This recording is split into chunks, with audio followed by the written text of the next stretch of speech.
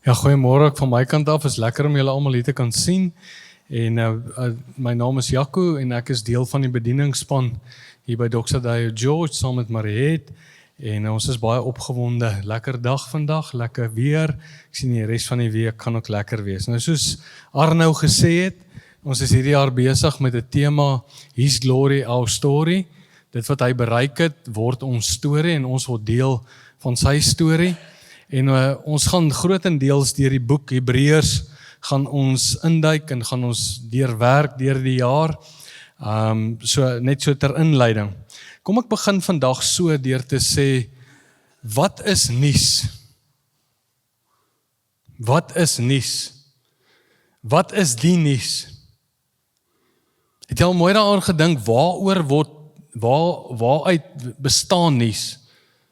Wat is die goed in die nuus wat op ons almal se lippe is en waaroor ons praat? As ek daaraan dink, dan dink ek, daar's altyd vir my 3 onderwerpe wat maklik verkoop as dit kom by nuus. En dis maar eintlik as jy mooi gaan dink, dis waaroor nuus gaan. Ons praat daaroor in Sex, Money and Power. Power, mag, is waaroor die nuus die afgelope ruk gaan. Wie's die sterkste? Is dit nou Trump? En sy mag wat hy nou openbaar. Is dit Putin en Rusland en hulle mag wat hulle openbaar. Al die nuwe leiers. As ek dink aan ons eie land, die ANC wat vir so lank regeer het. Nou het daai een gesê altyd, daai een minister, do you know who I am? Die mag, nou is die mag ook gebreek. Nou lyk dit my wees daar ander magte wat 'n rol speel. So mag is iets wat ons fascineer. As jy net kan mag hê. Grootste gevaar is jy vir iemand wat nooit iets was mag gee en hulle misbruik het. En dan die ander ene is die hele een oor verhoudings. Ons noem dit seks. En dis die stories van die dag. Wie het saam met wie geslaap? Jy weet, en as jy van jou akteur sit en jy hoor, hy het weer die vrou en daai vrou, dit is so fascinerend. En ons wil net lees daaroor, en ons koop die People magazine, en ons lees al die goed, ek weet nie of hy meer bestaan nie, maar ons wil net op die nuutste stories kom. En dan is daar die geldstories, nou, ek meen as jy, die tariffs war was nou was die groot storie wat nou aan die gang was, jy weet, en toe Trump hy bord uithaal, en ons check dadelik, waar Suid-Afrika is om 30%, whoops, 31%, hier is moeilikheid. Maar dit trek ons aandag. Ek weet nie van jou nie, maar nie laat dit my enigstens raak nie, maar een keer 'n dag dan kyk ek na die dollar-rand prys. Ek weet nie hoekom ek dit kyk nie, maar dit is net so interessant. En ons hou van stories van geld en mense wat geld maak en ons luister na hulle stories en wat in die wêreldmarkte aangaan is belangrik. En dit maak baie keer die nuus op. Maar weet jy wat gebeur ook, sonder dat ons dit noodwendig agterkom. Op 'n subtiele manier, dink ek, beïnvloed dit ook ons denke. En beïnvloed dit ons oor hoe ons moet dink oor goed. En die probleem is dat die norm aan die dag is, jy weet, meer is beter. Meer is beter. Ek moet meer mag kry. Ek moet meer geld kry. Meer is beter. So, om wat se nuus word ons blootgestel? En tog as ons na die boek Hebreërs kyk en ons kyk na Jesus, dan kom Jesus in Markus 1:15, ons het al so baie gesê hierdie jaar, hy sê die tyd is vervul. Hy sê die koninkryk van God het naby gekom. Daar kan nie 'n koninkryk wees as daar nie 'n koning is. Koninkryk van God het naby gekom. Bekeer julle. Bekering is nie bekeer van sondes en bekeer is draai jouself weg, besef die koning en sy koninkryk het gekom, soos in die hemel so op die aarde, ek gaan staan nou onder 'n ander koning. En dan sê hy, aanvaar die evangelie. Erken, evangelion, goeie nuus. So ons nuus behoort eintlik so bietjie te verskil van die nuus. Die goeie nuus vir ons is die feit dat Christus is die koning. Christus die gesalfde koning. Hy is nou koning deur sy dood en sy opstanding verklaar hom as die seun van God. Seun van God sê Daniël al honderde jare terug. Hy sê die seun van God op sy skouers sal die heerskappy wees en dit sal vir ewig bly. En dis waar ons die boek Hebreërs, his story, his glory, ontdek ons. En dit begin deur vir ons te vertel dat Jesus was die skepper. Ons kyk na die seun van God, die seun van God, die koning. En dan kom vertel dit ons van alles wat die seun gedoen het. Hy het ons kom verlos van slawerny. Hy het al hierdie groot, hy was die hoëpriester. En hy kom vestig nou sy koninkryk hier, deur ons. En dan sê Hebreërs so mooi, hy sê, maar ons sien dit nog nie in totaliteit gebeur nie, en ons sien dit nog nie in totaliteit uitdrukking vind nie, en dit kyk ons om ons en ons sien dit. Hy sê, maar ons sien Jesus. En wie is Jesus? Hy is die koning. So daar's hoop by ons. Dis ek om geloof. Is 'n vaste vertroue op die ding wat ons hoop. Die dinge wat ons nie sien nie. Maar ons hoop, want ons sien Jesus. En dis waar die boek Hebreërs gaan.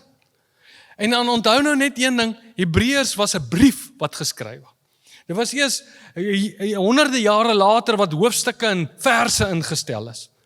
Maar hulle het dit later bygesit sodat mense dan net sê, hoor jy gaan kyk daar in die middel van die brief, dan weet hulle om naaste by waar jy moet gaan. Maar in die begin was dit 'n brief.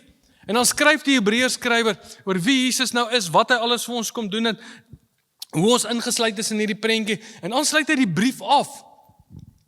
Die opskrifte hier is voorskrifte, maar onthou, daar was in die brief was daar nou nie voorskrifte. Dan sê hy net, okay, as dit dan waar is dat Jesus die koning is, as dit dan waar is dat sy koninkryk gekom het, as dit dan waar is, ons staan nou onder 'n ander koning, hoe moet ek dan nou leef? En daaroor het ons die laaste 3 weke gepraat, waar ons gesê het, die eerste 3 verse van Hebreërs 13 kom en sê vir ons, hy sê, hier sou julle moet leef. Eerstens moet jy verstaan dat liefde vorm die basis van hierdie nuwe ooreenkoms wat God met die mens het. Onthou die dag voordat Jesus gekruisig is, stel hy die nagmaal in, dan sê hy, ek gee vir julle 'n nuwe verbond, ek gee vir julle 'n nuwe ooreenkoms. Hierdie nuwe ooreenkoms, die ou ene is nou uitgedien, die een wat ek met Abraham gehad het, hy is nou uitgedien, hier is nou 'n nuwe ooreenkoms. Julle moet mekaar lief hê soos ek julle lief het. Hy sê, hierdan sal die wêreld weet dat julle my disippels is, as daar liefde onder mekaar is. En dan verduidelik hy hierdie liefde. Eers praat hy in hoofstuk 8 en vers 1 van die broederliefde, dis die liefde wat ons vir mekaar het, dan die liefde vir die nie-Christene, die vreemdelinge, en dan gaan hy aan en verduidelik hy dit. En dan kom hy by die volgende gedeelte in vers 4, en dis nou waar ons dan praat, waar hy dan praat oor die seks, dan praat hy oor die huwelik, ons gaan nie vandag daaroor praat nie, ons sal later, ek weet, dan gaan almal weer kom. Hy sê, laat die huwelik in alle opsigte eerbaar wees, en die bed onbesmet, en dan gaat hy aan. Hy sê, julle, en dan kom hy by die manie gedeelte. En dis waaroor ek met jou die volgende paar weke gaan praat, want hier is die vraag, nou dat ek onder hierdie koning staan, onder Christus, hoe sien hy ekonomie? En hoe dink hy oor finansies? Wat sê hy? En hoe pas ek dit toe in my lewe? Die grootste probleem met ons westerse Christene is ons lewe in 'n idealistiese wêreld. Daar's die kerkwêreld en dan is daar my regte wêreld, die wêreld van seks, money and power. Maar hier kom die Hebreërs skrywer en sê, is een wêreld, kom ek praat ook oor hoe dink die koning oor seks, money and power. Interessant, né? Is nie idealisties, is een wêreld. Hoe dink ek daaroor? En kom ons kyk wat sê hy. En my vraag is net, hou jou gemoed oop en kyk wat hy sê. Miskien net voor ek vir jou die volgende vers lees, hy sluit die hoofstuk 12 af, dan sluit hy dit so mooi af hierso.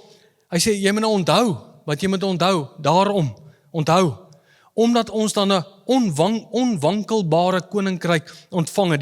Die Engelse vertaling praat van, we have received a kingdom which cannot be shaken. Die ander vertaling praat van, omdat ons 'n onverganklike koninkryk ontvang het. En onthou wat sê hy in die hoofstuk, hy sê, Jesus is gister, vandag en tot aan alle ewigheid dieselfde. So sy koninkryk het naby gekom.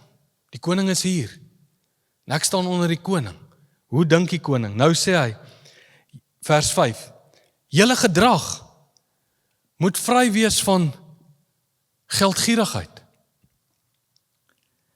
Dan sê hy, wees tevrede met wat julle het. Want hy het gesê, ek sal jou nooit begewe en jou nooit verlaat nie. Dit is my altyd interessant. Ons haal baie keer hierdie skrif aan, né? Moenie worry nie, ek sal jou nooit begewe en nooit verlaat nie, maar as die Hebreërskrywer hier skryf, dan skryf hy dit in die konteks van finansies. Van hoe God dink oor geld. Hy sê, jy moet vry wees van geldgierigheid. Dan sê hy vers 6, daarom kan ons met alle vrymoedigheid sê.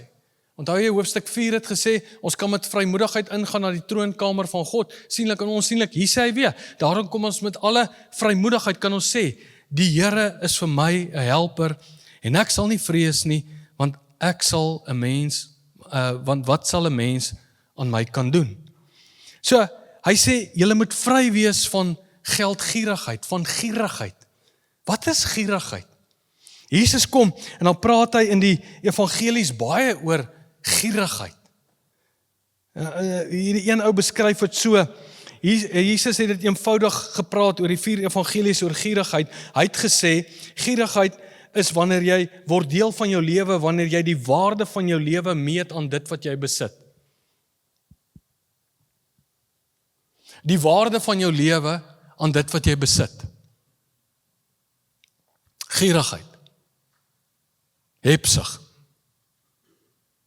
Hy sê julle lewe moet vry wees daarvan. Hierdie een ou, ek gaan nie sy van probeer uitspreek nie, want dit is verskriklik. Hy skryf James, sy naam, ons noem hom net James. Hy skryf gierigheid is die volgende. Hy sê, vir gierigheid verander liefde in welis. Hy sê gierigheid verander ontspanning in luiheid. Honger in vraatsig. Eer in trots. Gierigheid verander regverdige verontwaardigheid in woede. Bewondering in afguns. As dit nie vir gierigheid was nie, sou ons minder van die ander ondeugde gelei het. So hy sê jou lewe moet vry wees hiervan. Hoekom? Want jy moet verstaan, jy staan onder 'n ander koning. Nou kyk nou, kom ons kyk nou na die skrif mooi wat sê hy. Julle gedrag moet vry wees van geldgierigheid. Wees tevrede met wat julle het, want hy het gesê, ek sal jou nooit begewe en jou nooit verlaat nie. Daai hy het gesê, is 'n aanhaling wat kom uit Deuteronomium 31. Nou Deuteronomium 31, kom ek verduidelik gou vir jou. Dit was die vooraand van toe die volk is mos nou verlos uit slawerny, Egipte, hulle het getrek, nou staan hulle op die vooraand, dat hulle moet intrek in die beloofde land. Nou praat Moses met die volk, maar hy praat met hulle so half in die derde persoon. Hy sê, die Here het gesê, ek sal by julle wees, julle kan die beloofde land ingaan, ek sal julle nooit begewe, ek sal julle nooit verlaat nie. Dan sê hy die volgende, gaan lees die hoofstuk, dan roep hy vir Josua, dan sê hy, Josua, die Here het gesê, ek mag nie hier in hierdie beloofde land ingaan nie. Maar dan kom hy verder, dan sê hy sê, maar hier's wat die Here vir jou sê. Die Here sê vir Josua, hy doen dit tweede, hy praat deur iemand, hy praat deur Moses, hy sê, die Here sê vir jou, hy sê, ek sal met jou wees. Ek sal jou nooit begewe, nooit verlaat nie. Jy kan die leier wees, ek sal met jou wees. Is dit nie interessant dat hier in die Hebreërskrywer kom die Here en sê vir ons, sy kinders, elke ene van ons, hier's wat jy moet weet. Jy moet weet, ek is jou God, ek sal jou nooit begewe, ek sal jou nooit verlaat nie. Wat is die krits van die saak? Hier's die krits. Omdat ek onder die koning staan, is wanneer dit kom by finansies. Hier's die beginsel. Vertrou die Here. Vertrou God. Hy is jou bron. Ek weet nie hoekom ek groot geword het met die gedagte baie keer, as dit by my finansies kom, ek is te bang om iets vir die Here te gee, of laat hy te veel daarvan weet, hy moet net nie 'n bankstaat sien nie. Want dan gaan hy iets wil vat. Hoekom het ons met die gedagte groot geword, dat God wil altyd iets van ons vat? Kan jy net relax, want jy het rande. Hy is die skepper, sê hy in hoofstuk 1. Hy print geld. Hy het dit gemaak. Met jou R3 kan hy niks doen, as dit nog pond was, oké. Maar dit is rande. Hy het geen begeerte om iets by jou te vat nie. Die beginsel wat hy ons wil leer, jy moet verstaan, jy is sy kind. Jy staan nou onder 'n ander koning, wat op 'n ander manier ding. Die basis is liefde. En hoe hy hieroor dink, wanneer dit kom by jou finansies, wanneer dit kom by jou besigheid, wanneer dit kom met hoe jy goed doen, vertrou God. Ek sal jou nie begewe, ek sal jou nie verlaat nie, gaan die beloofde land in. En kyk bietjie wat se uitdagings het die volk gehad in die beloofde land. Die eerste uitdaging wat hulle gehad het, was die stad met die mure. Die uitdaging wat hulle gehad het, was die reëse. Die uitdaging wat hulle gehad het, is hulle was hulle hele lewe lank slawe. Hulle was nie eens 'n weermag nie. En die Here kom na hulle toe. En sê, wil julle hier ingaan? Julle moet een ding onthou, ek is julle God. Vertrou God.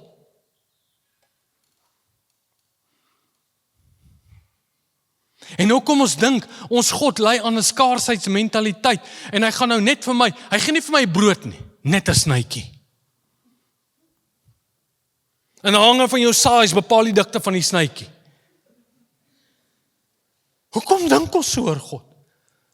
Julle wat hier sit, julle kinders, julle gee vir hulle soveel as meer, hoeveel te meer julle Vader?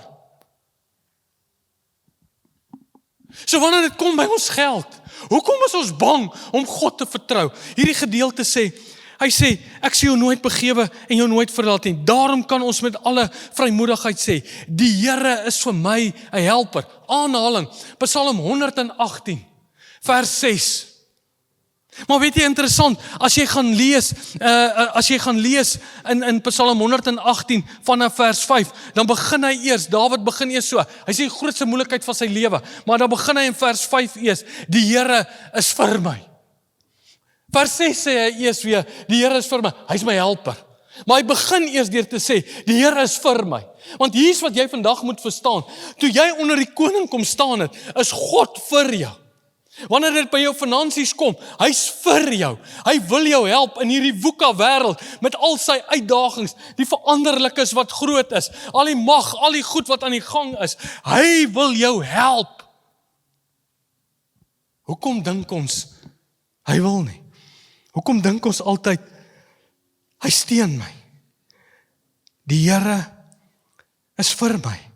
Jy sien, 'n lewe van vertroue begin by 'n lewe waar hy sê dat die Here is vir jou. Dis wat Paulus skryf dieselfde. Romeine 5, Romeine 8, dan sê hy sê, toe ons nog ver van God af was, toe ons nog sondaars was, het hy ons reeds naby gebring, het hy ons reeds sy broers genoem. Die Here is vir ons. Hy is vir ons. Daai woordjie, die Here is vir ons, hy is my helper, daai woord helper, in die oorspronklike vertaling beteken, die woord helper beteken nie iemand wat af en toe hulp gee nie. Dis 'n sterk woord. Dit beteken 'n aktiewe teenwoordige krag. 'n Aktiewe teenwoordige krag. Jy's nooit alleen nie. Dis sal hoekom Dawid skryf, Psalm 24, die Here is my herder, Psalm 27, die Here is my lig en my heil, hy is die een op wie ek kan vertrou, die Here is my toevlug. Hier is wat ek vandag vir jou wil sê, in die besigheidswêreld, baie van julle het mense wat vir julle werk. Baie keer toe ons deur COVID gegaan het, was ons bekommerd. Hoe gaan ons hulle betaal? Baie van ons besighede wat ons het, wonder jy, dis onseker. Mense kan nie meer te ver vooruit beplan, 5 en 10 en 20 jaar nie, want die wêreld is heeltyd, hy's vloeibaar, hy maak heeltyd so, en jy wonder. Hier's wat jy vandag, wat ek vir jou wil kom sê, wanneer dit kom by finansies, wanneer dit kom by geld, wanneer dit kom by daai goed, jong mense, jy wonder, gaan ek werk kry, gaan ek dit, wat is my toekoms, hoe gaan dit werk? Hier's die beginsel van die Bybel. Die Bybel sê, moenie in geldgierigheid, geldgierigheid beteken jou hart het geskuif, jy's onder 'n ander koning. Hier's die beginsel, jy staan onder Christus, hy is jou koning, hy is die gesalfde ene. Hier's wat jy moet verstaan, ek sal jou nooit begewe, ek sal jou nooit verlaat nie, ek sal jou help. Ek sal jou help. Ek is met jou. Nou as jy vertroue verstaan, dan dink ek, hoe vind dit prakties in my lewe uit? Ek dink eerstens, vertroue is 'n keuse. Jy moet jou gedagtes opmaak. Jy moet besluit onder wie staan jy. En jy moet besluit hoe dink jy oor hierdie koning. Want jou verwysing is nie noodwendig reg nie. So hier is die beginsel. Dis 'n keuse. Dis 'n keuse om te sê, hy sê in hierdie gedeelte, hy sê die deel wat vir jou afgemeet is, daarmee moet jy tevrede wees. Dis 'n keuse om te sê, Here, ek staan. Dit beteken nie jy kan nie ambisie hê nie. Dit beteken nie jy kan nie drome hê nie. Al daai goed, God verstaan dit. Hy het ons so gemaak, kreatief. Maar ek erken sy koningskap oor my lewe. En waar ek my nou bevind, is reg. En ek werk nou met wat ek het. En ek werk verantwoordelik daarmee. Vertroue is 'n keuse. Ek vertrou God. Ek vertrou God, hy gaan my help. Die reëse is in die land, die mure van die stad is dik. I don't know how we're gonna do it. Maar ek vertrou hom, dis 'n keuse. En dan dink ek ook net, wanneer dit by finansies kom, en ek praat maar net in my eie lewe. Ergens met hierdie vertroue, moet in jou budget uitslaan. You put your money where your mouth is. Nou, ek kon vertel jy vertrou op God, maar jy sê op die plek. Paulus skryf vir Timoteus, dan sê hy, wil jy jou lewe weerhou van gierigheid? Hy sê jy moet leer om te gee. Jy moet ergens gereflekteer word in jou lewe. Anders nie meer storieetjies by my kom nie. Moet in jou budget wees. Ek glo nie in opsweep emosioneel, gee nou R5, dan gee die Here vir jou 10. Dis 'n klomp snerdaai. Ek kan nie glo mense glo dit nie. Ek glo so daai een ou gesê het, beplande persentasiegewer. Begin net met God te pad loop. Vertrou hom. Vertrou hom. Hy is jou voorsiener. Hy sal na jou kyk. Hoekom twyfel ons aan hom? Hy wil nie iets van jou hê nie. Hy wil iets vir jou hê. Ons kan hom vertrou. Petrus skryf, hy sê ek het die uitkomste van my lewe aan die Here toevertrou. Moeilikheid gaan daar wees, reëse gaan daar wees, dik mure gaan daar wees. Dis die lewe. Uitdagings in ons wêreld, veranderende wêreld, dis daar. Hoe navigate ek deur dit? Vertrou die koning. Vertrou die koning. Vertrou die koning. Ek het iemand gevra, nou eendag, toe sit ek in Mariet, en ons ontbyt saam met mense wat ons al 30 jaar ken, en wat al lank in Doksat hou, en hulle vertel my hulle storie. En ek het hulle gevra om hulle storie te kom deel, maar voor hulle opkom, ek dink wat ons moet doen vir 'n oomblik, Arnou, kom julle na vore. Ek weet nie waar jy is wat jou werk aanbetref, jou finansies, wat daai goed aanbetref nie. Daar's niemand van ons wat hier kan sit, wat kan sê, nee, ek is nie lief vir geld nie. Ek weet jy is lief vir geld. Jy werk hard daarvoor, en die Here het werk ingestel, en hy gebruik die woord in Genesis avoda, wat beteken dit soos aanbidding. En daarvoor word jy vergoed. En ek dink baie keer as ons nou eerlik is, as ons nou ons godsdienstige gesiggies van Sondag afval, dan sê almal, kan ek bietjie meer hê? Dis nie die issue nie. Die issue is gierigheid. Die issue is, op wie vertrou jy? Die Here wil hê, ek is die Here jou God. Jy moet die Here jou God lief hê met jou hele hart. Vertrou my. Vertrou my. Ek sê jou nie begewe, ek sê jou nie verlaat. By jou finansies, by jou werk. Miskien is jy in 'n plek waar jy nie werk het nie. Miskien is jy in 'n plek waar jou besigheid in die moeilikheid is. Ek weet nie. Al wat ek weet is, wat Hebreërs ons kom leer. As hy die skepper is, en hy is die Christus, en hy is ons Vader, kan ons hom vertrou, vir alles. Geloof is dan 'n vaste vertroue, vorige hoofstuk, wat ons nie sien nie. Sy koninkryk is onwankelbaar. Ons kan hom vertrou. Hemelse Vader, U is die goeie herder. U is die een wat sê, kom sit jou volle vertroue in my. Ek is nou jou koning. Alles het verander. U is die een wat vir ons sê, ek is vir jou. Ek is jou helper. Ek is die goeie herder. Ek is jou lig en jou heil. Ek is jou toevlug. Jy kan na my hardloop. Ek is die sterk toring. Ek is jou Vader. Ek het vir jou spasie oopgemaak. Die voorhangsel is geskeur. Vandag kom ek en ek wil vandag saam met almal bid en sê, Here, dra elke mens in hierdie plek se finansies op na U toe. Dankie dat U ons help. Dankie dat U ons bystaan. Dankie dat U vir ons wysheid gee in hierdie uitdagende wêreld. Ek bid vir elke mens se besigheid. Dat hulle sal beleef hoe God insyfer en hulle besigheid oorheers. As daar mense is wat nie werk het nie, bid ek, o God, gee vir hulle werk. Ek bid vandag vir ons kinders wat hier is, wat eendag moet werk kry en 'n toekoms. Dankie dat ons vertroue in U kan sit vir hulle lewens. Saam met Petrus wil ons uitroep. Ons gee die uitkomste van ons lewe. Die uiteinde van ons lewe vertrou ons aan U toe. Dankie daarvoor. Seën almal. Ons is die geseëndes van die Here. Want ons behoort aan Jesus Christus. Dankie daarvoor in Jesus naam. Amen. Ek gaan vir Johan en Marita, ek gaan vir Johan na vore roep. Johan, kom, sit hier by ons.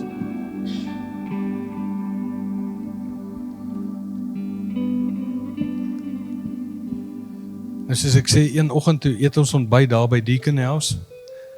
En op 'n stadium, waar is sy mic? Sit Johan. Is nou al die tweede diens, so ek het welkom gesê. Sit ons al by Deacon House en eet ons ontbyt en op 'n stadium sê Marita vir hom, sy sê, vertel 'n bietjie jou storie vir Jaco, net oor hoe jy finansies sien en hoe die goed werk. En toe ons nou begin praat oor die reeks en vertroue in die Here, toe het ek gedink, dis 'n ideale geleentheid dat Johan sy storie vir ons vertel van hoe hy op die Here vertrou het en dan veral tydens COVID, hoe hulle op die Here vertrou het met COVID, met die mense wat vir hom werk en hoe om die mense te betaal en alles. So Johan, baie dankie, ons waardeer, maar vertel asseblief vir ons as gemeente die storie wat jy vir my ook vertel het. Baie dankie. Ja, my storie begin so 30 jaar terug. Het ek my besigheid begin en ook maar met klein begin, min geld gehad. En toe een sonnagoggend sit ek in die kerk by Johan Geyser. En die diens was gewees oor jou 10de wat jy moet gee. Is die enigste plek in die Bybel wat jy die Here kan challenge. En sê, luister, ek gee jou 10de, my 10de vir jou, ek wil iets terug hê. En jy mag hom vra, help my. En ek dink, daai tyd was ek 'n lekker aan pokker nog gewees.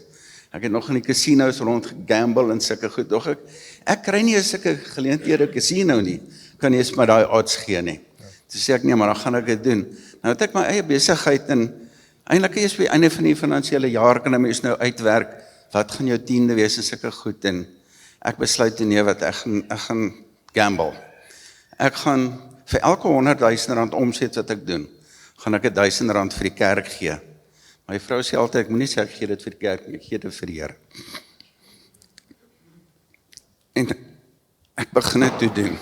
Die eerste maand was so R2,300 en tweede maand so R3,400, 6,000, 8,000, 10,000, 15,000, 30,000, 40,000 en so gaan dit aan en aan en aan.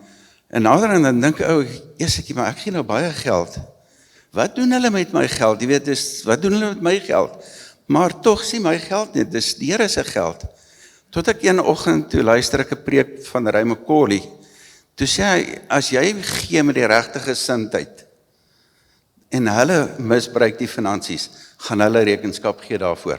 Toe het ek soveel berusting gewees, toe gee ek eers. Dus dit gaan hulle worry wees eendag, maar ek voel net ek wen al die pad. So gebeur het toe COVID begin. Toe is nou die vorige maand het ek 'n baie goeie maand gehad. Ek het daai in COVID moes ek so R160,000 die maand gee, want ek maak toe die Here my finansiële direkteur in my besigheid. As ek my personeel betaal, dan betaal ek die kerk ook. En nou sit ek daar, nou sê ek vir die Here, ek weet nie, ons is nie by die werk nie, daar is niemand by die werk nie, ek het nie inkomste nie, wat gaan ek doen? En die Here sê, ek het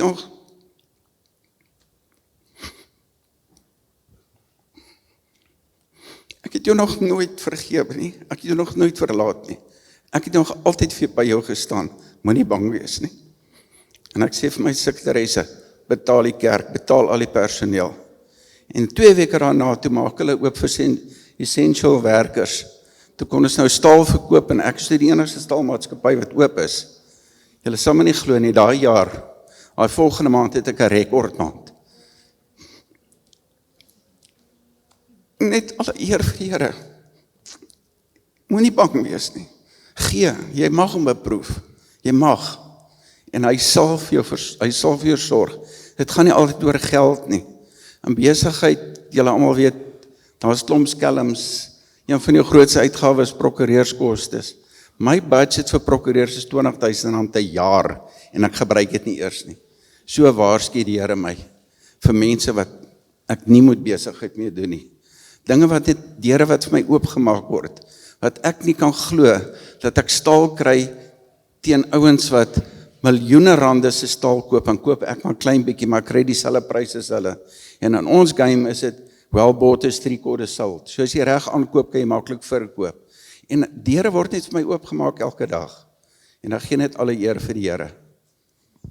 Dankie Johan, dankie dat jy jou storie gedeel het. Ons waardeer dit. Baie dankie. Die worship team kan na vore kom.